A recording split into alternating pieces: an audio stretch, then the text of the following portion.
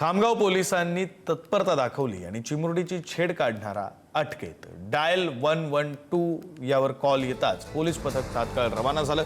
10 वर्षांच्या मुलीची छेड काढणाऱ्या वृद्धाला बेड्या ठोकण्यात आला। पोलिसांच्या क्विक रिस्पॉन्समुळे नराधम आरोपीला पळण्याची संधी नाही। खामगाव पोलिसांच्या संवेदनशील आणि जलद कारवाईचं मोठं कौतुक होतं। चाइल्ड हेल्पलाईनला फोन करून माहिती दिली का मुलीवर 10 वर्षाच्या अल्पवयीन मुलीवर लैंगिक अत्याचार झालेला आहे।